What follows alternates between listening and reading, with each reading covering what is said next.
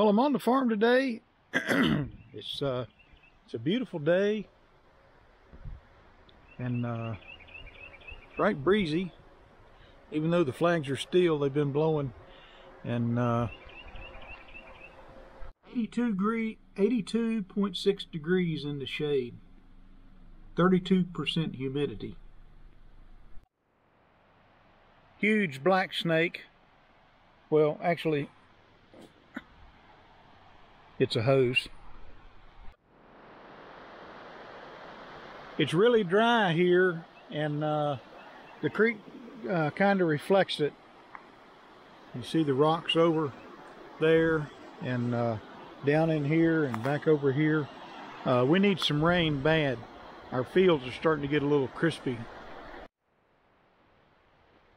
In spite of how dry it is, the grass is looking really good.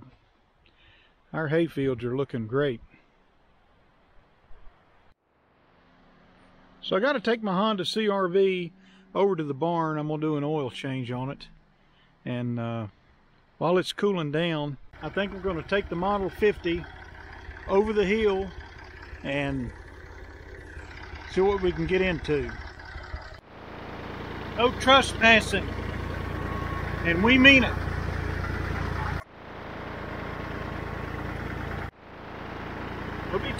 We'll be taking hay off this spot and down through there. We're not quite ready to venture out into these areas, but we are going to try to keep them bush hogged down this year instead of waiting until the end of the year. In many ways, once we get these fields whipped into shape, this is going to be ground bale country, I think. Old shooting range. Been a lot of tin cans and targets killed up here over the years. If you're new to the channel, you see pretty much all of my videos on the other side of the road, but there's way more acreage up here. And when I was a boy, this was all pasture. You could it looked like a lawn, and we had cattle up here, primarily Black Angus. And it kind of grew up, and there were reasons for that to happen. And so about 9 years ago, I'd say, we had it clear cut and planted loblolly pines in areas where we can get a tractor safely. We don't have any cattle anymore, so there's nothing to graze these fields down. But looks like the pines are coming in very nicely, especially on this slope right here. But they're all out in here, and everywhere we can get a tractor, we want to try to make some hay on it if we can. It's amazing how quick these pines grow. When I was a boy, we cut them. They were the enemy, along with cedar trees. Right there's a cedar. Cedar trees and pines were the enemy, but now they're the friend. Now they're your friend, because when they get going, they smother out the autumn olive.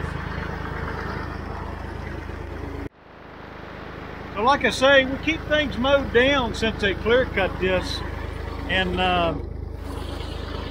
we still got some stumps to deal with, but I'm actually thinking about, in this swag right in here, this is one of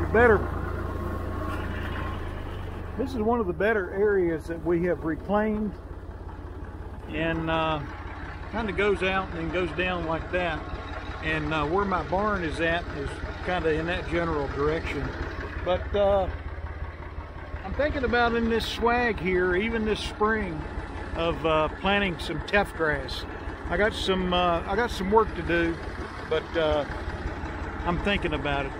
That trail we just drove across with a bazillion times, half of that when I was a boy with a deer rifle or a shotgun, and that ridge right over there facing the sun, that was an excellent place to squirrel hunt. I love to get on the side of that hill and have that sun come up and shine down on me down in those woods. And there was always a squirrel down there, and a lot of times I used a shotgun, and I've actually got a 20 gauge double barrel shotgun, but I also have an old Glenfield 22 rifle, open sight, and I used to shoot the squirrels with those things.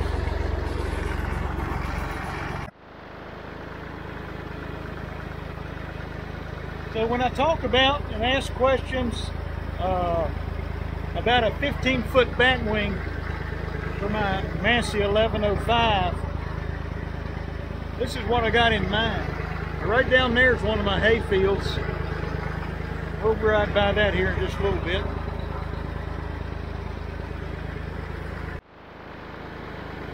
Right in here is a food plot my brother has. That's the extent of his agriculture efforts on this farm. He's more into timber management than farming, and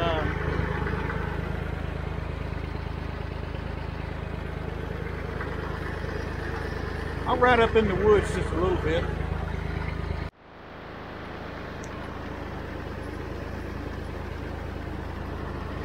Lots of hardwood. We probably have more timberland on this farm than we do pastures, and we've never really had to cut green trees for firewood.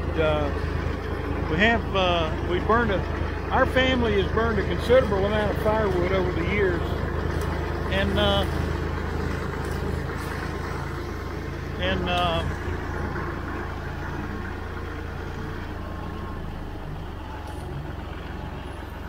there's always a dead tree. Now this cage right here,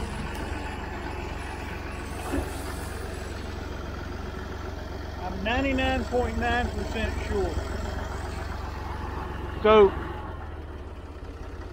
my grandmother in particular used to talk about the chestnut trees on this farm, the American chestnut. And of course she and my grandfather, they lived through the blight and the aftermath of it. And my brother is a member of the American Chestnut Foundation, and he's been a long time member, and he gets a few I don't know if they're called seeds, but chestnuts to plant, and he's kind of sporadically putting them out here on this farm. And I'm guessing that there's probably 2 of these, and there's a little chestnut tree down there growing, but I think it takes 2 to pollinate. So usually where he's got one, there's another one kind of close by. I just don't see it at the moment, but he's got it sort of fenced off to keep the animals out of it. And supposedly the Chestnut Foundation has the American Chestnut Foundation has back-crossed trees, chestnut trees, so that they retain all of the characteristics of the American chestnut, and it's virtually nothing of any other variety. And here in Virginia, there are some original chestnut trees. I know there's one down in Floyd County, Virginia. I've seen it, or I think I've seen it, out in the field in a fence row. It's a huge tree, and for whatever reason it was never killed by the blight. And what we see, or what I think we see, and somebody can comment, but I'm no tree expert, but supposedly, this is what I've been told, the tree dies, falls over, this is from back in the 30s, gigantic stump, but the taproot is still there. Apparently the blight, as I'm to understand, doesn't kill the taproot. And so eventually that taproot will sprout another chestnut tree, and it'll grow, and I don't know, it'll get probably about that high, and then the blight will hit it. The blight is still here with us, and so it'd be wonderful to get the chestnut tree back. I know my grandmother talked about how they would round up the chestnuts by the bushels and literally feed them to hogs, is what I've been told. She didn't tell me that, but that's what somebody told me, and in the family. And of course the lumber, chestnut lumber, was so prevalent everywhere, even on this farm when I was a boy. And I've showed this in some other videos. You can see some remnants of chestnut rail fence, and when I was a boy we still had a long stretch of it that we maintained, and it was chest high, and they were split rails made of chestnut. That was when we had cattle.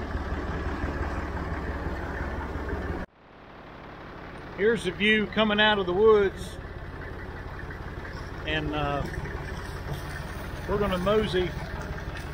What we're going to do is we're going to go down to that field right there, take a left, and go down over the side, I hope, and then we'll come out around like that, come back to the main part of the farm.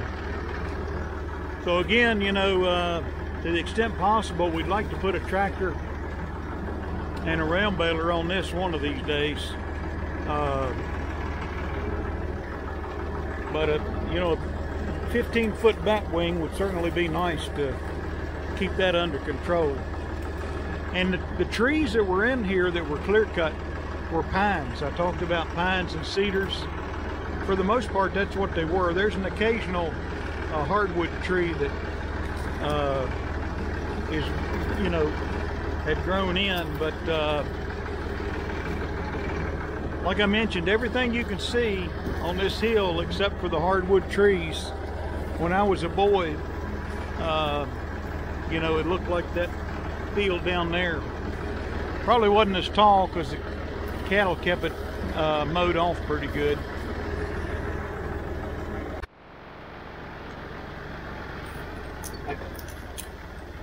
So again, right over there's one of my hay fields, and we're going to try to do something with these brush piles. And when they clear cut, they made some piles of brush in here, and we're going to try to get those things out. And there's one over there on the other side. I don't know if you can see it or not. And we want this field to be continuous from right there all the way up to the top. Not in a really big rush to do all of this. It'll just come in time. I'm kind of an army of one as my kids have gotten older, and they throw in and help when they can, but here in the last couple of years it's been pretty much an army of one with me haying and doing square bales. And I enjoy it. It's you know, it's hard work, but you know, that's what I do. I don't do any kind of row crops, but as I said in one of my earlier videos, we picked up a small round baler. Our hay is typically horse quality hay, and you know, we'd like to see what we can do. We bought a 4x4 baler. I know that's kind of frowned upon, but that seems to be probably would be our target market. I know I surveyed our customers, and they want a 4x4 because they don't necessarily have the equipment to move around a big bale, and we sell by the bale, not by the ton, so possibly there might be some money in it doing a round bale. But I got to develop that clientele, and then we'll kind of go from there. The other thing that kind of surprised me, but it didn't, is customers want string. They don't want net wrap. I guess some of these horse customers, they can't deal with net wrap. It makes a pretty bale, but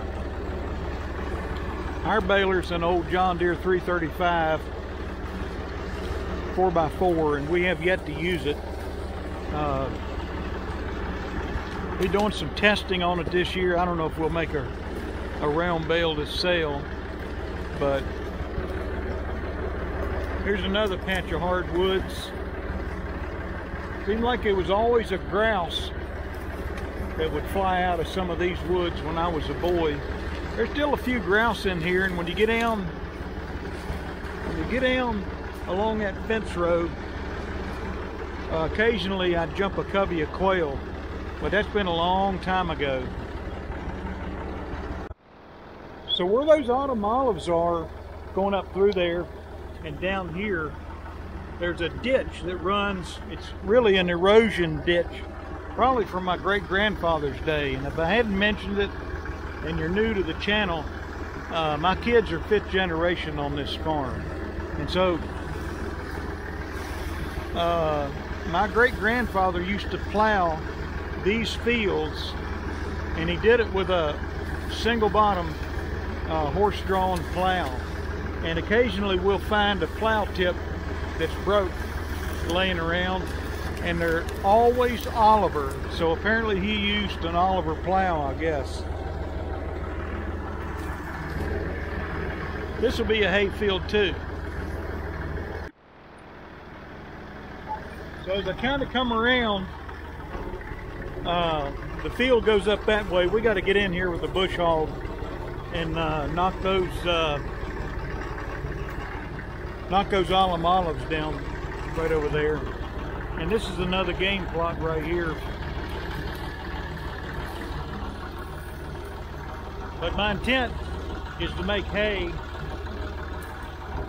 anywhere we can get a tractor safely. That's my intent. Whether I ever get there or not, I don't know, but that's the plan. You might be able to see right over there and up there, and then we'll get on in behind those woods. These rock piles, those are the rocks that came out of this field when my great-grandfather plowed. No wonder there was so many broken plowshares. If you look close, you can see the remnants of that split rail fence. They went from down there way on around the back side. I mentioned firewood. There's never a shortage of firewood up here. That tree fell across the road over the winter, so we got some cleanup to do. We did get it out of the road. My brother did that, and I think my boys sawed on it a little bit.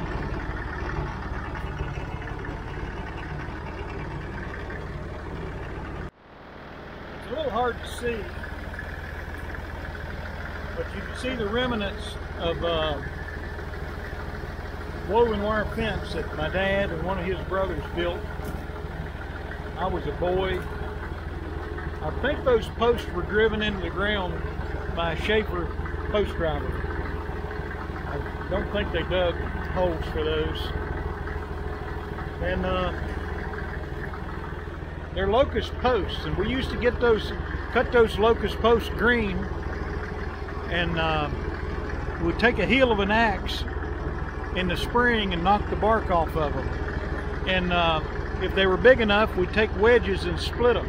And it actually went pretty easy. And of course, back in the day, there was creosote, so we'd coat the part of the post that went in the ground with creosote. And between the locust post, the creosote, and a woven wire fence, you could have a fence that would last 40 years with cattle up against them. There's one of those rock piles. This field in here, this little field, I thought it would be an ideal Timothy field. It doesn't get the full intensity of the summer heat. And I thought it would be a good field for Timothy. It's called, we've always called it the saltpeter field, and I don't know why. Maybe there was some saltpeter mined out of here. We don't know of any tunnels or anything, but all we know is forever this field was called the saltpeter field. And there's some more firewood. So our property's got wood, a lot of woods, and we don't have to cut green trees, never have. And in fact, if you cut a green tree on this farm, you were going to get in hot water with somebody. But every year the ice and snow, strong winds bring down all manner of trees. You can't use it all with so many trees.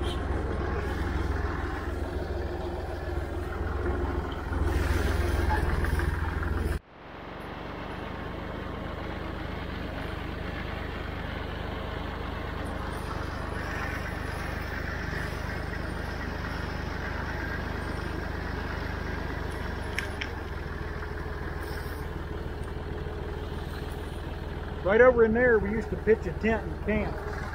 A lot of times when we were in high school, we had a little fire ring and we'd come back here and camp. And there's no light pollution up here, so it's when it's a clear sky, it's like the stars are right down on top of you. And it's not uncommon to see a meteor, even when there's not a meteor shower.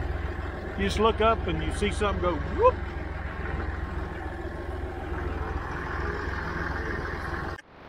Alright, so we're coming back out of that field we were just in, and again, I need to get a bush hog up here and deal with these autumn olives. But I think this will make a really nice hay field one of these days.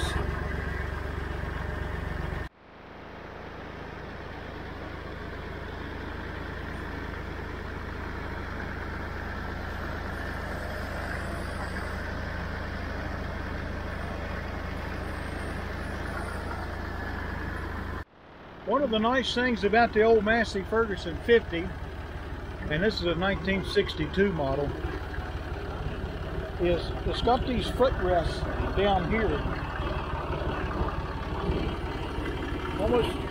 Almost like riding a motorcycle. It's very, very comfortable when you're out tooling around or in a field. As the ash borer devastates a lot of trees up here, and then every now and then there'll be an oak tree that just something gets up under the bark and kills it. There's a big stump back up there. We start to lose a little bit of canopy in certain areas, and when that happens, sometimes pine trees come in like right there, and other times autumn olives kind of grow in. There's not much we can do about it.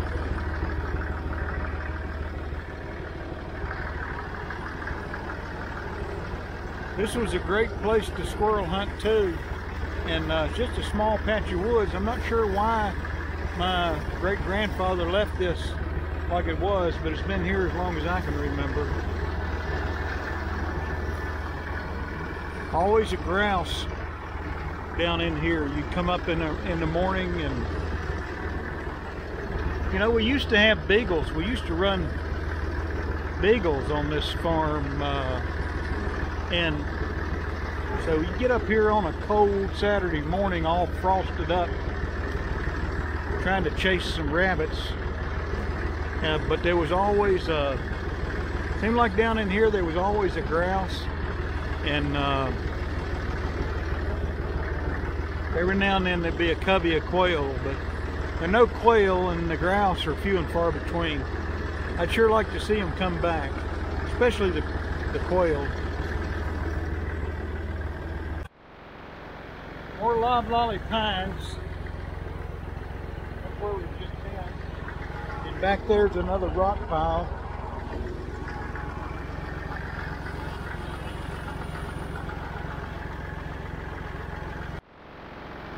So to really get going with hay back here, one of the things we got to do, other than clear the fields, is we got to work on the road and make it a little more passable with our equipment. And that'll all come in due time. I view this as a marathon, not a sprint. And I got a video out there called the hardest part of starting a hay farm. And basically, in a nutshell, it's finding somebody to buy the hay. I'm talking buying the hay at a decent price, not at auction price. I don't know if you can see it, but there's some more of that woven wire fence that when I was a boy, my dad and one of his brothers put up. All the fence posts came off this farm. That looks like one of them that was split.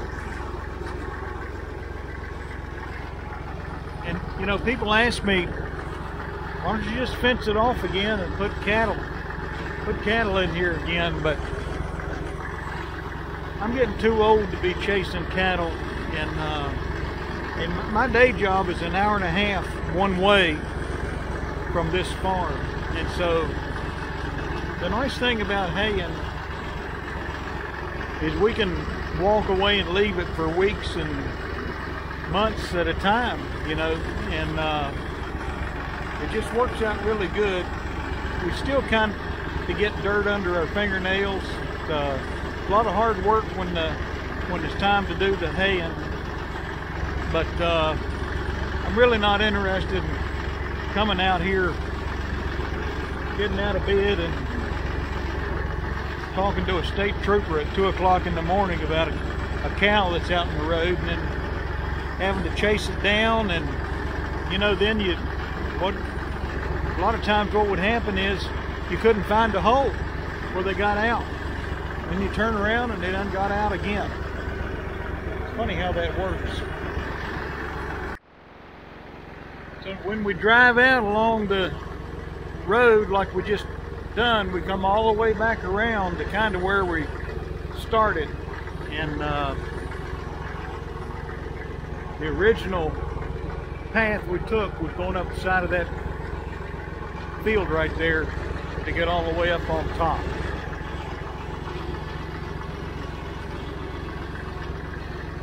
We have a lot of fescue in this area in Virginia. It's just everywhere. It's Kentucky 31 end-of-fight infected fescue, and you can't kill it out. We have grown straight Timothy and done really well with it, but between being on the southern edge of where you can grow Timothy and the short lifespan of it,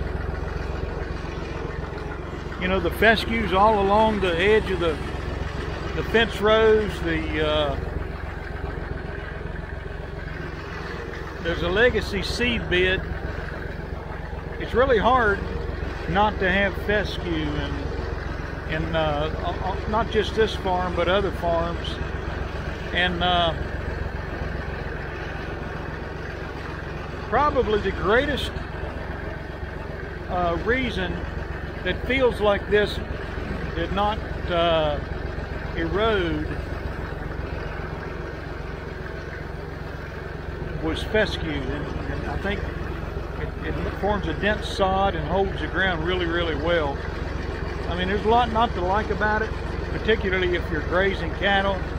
And if you're grazing cattle, I think that from what I've read, there's a study by the University of Missouri that suggests that the toxicity level drops considerably when it's cut and dry hay. We never had any trouble with it that I can recall with our cattle. But I've also read that while some cattle are not tolerant to fescue, others are. They're not 100% tolerant, but cattle that seem to be, from what I've read, cattle that seem to be born and raised in the fescue belt seem to tolerate fescue better than, let's say you took a cow from out of the fescue belt, I don't know, maybe up in Michigan or somewhere like that, and brought it in. I don't think they perform very well. But what a lot of people do around here is they cull their cattle, and the ones that do well on fescue, Kentucky 31, infected fescue, they keep them and they cull the rest of them. Now, everything green you see up here, to some extent, is fescue. I mean, we've got Timothy and orchard grass in here, but I have never planted fescue. That's how pervasive it is. And it's right in there with the alum olives for taking over a field. And on one hand, it's kind of a curse, and on the other hand, it's a blessing. And as far as the horse people go, some of them don't like fescue. We've kind of moved to a mixed grass hay. When I retire, I might do some straight Timothy again, but it's expensive to grow, and I really don't have time to manage it the way I would like to. But it's a beautiful, very elegant crop. Timothy is, I think, an ideal horse hay. But we forage test our hay, and it comes back, the numbers are good, and I feel like we have a blend. And if customers say, well, I don't want, what percentage of fescue is there? I just tell them to assume it's 100%. And then I don't have to get into an explanation. And the nice thing about a mixed grass hay is it is mixed, and different varieties grow in. You know, we have bluegrass and we have some crabgrass, and it's hard to scold me. It's hard for a customer to scold me about my hay. You know, if I tell them it's Timothy and they see orchard grass in it, or I tell them it's orchard grass and it's got some fescue in it. If it's mixed grass, that's what it is. And what we try to do is to make a good, well-managed mixed grass hay right now. And if it's got fescue in it, it's not because we planted it, because we don't. It just comes in, gets hold of the field, and in many ways it's a blessing. And I understand the issues, but nobody's grazing any animals on this field. It's all taken as dry hay. You might see some little white bits of paper. I don't know if you can see up there and there's over there. I mentioned the TPS system and the toilet paper. And when I'm spraying, we actually did not fertilize this year because of the fertilizer cost. But when I'm spraying for broadleaf weeds, which is what I've done up here, I drop a little toilet paper on the ground so I can kind of see where I've been, and I call it the TPS guidance system, toilet paper guidance system. I don't have a fancy electronic guidance system yet, but I guess I will someday. Let's keep going.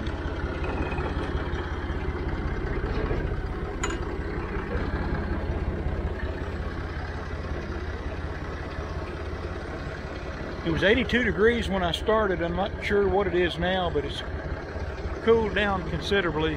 And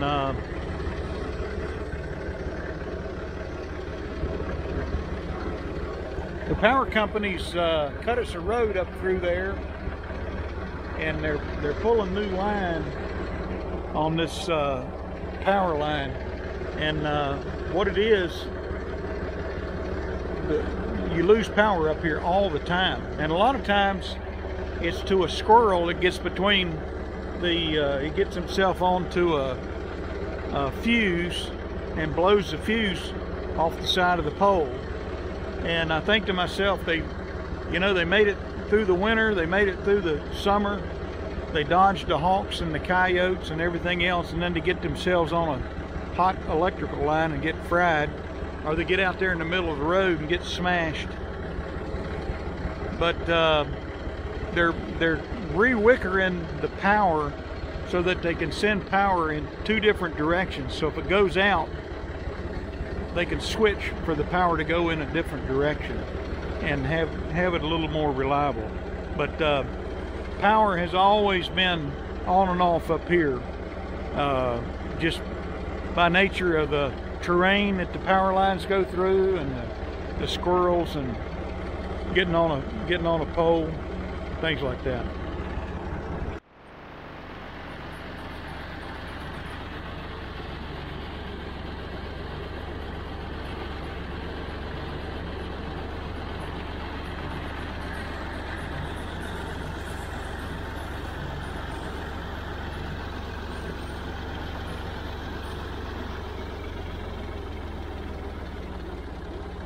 if you look close back through the woods, you can see my white barn with the green roof. In my great-grandfather's day, that was a sheep shed. I think there might have been another one up on the hill, and or a big chicken house or something. There's a stone foundation for it somewhere up there.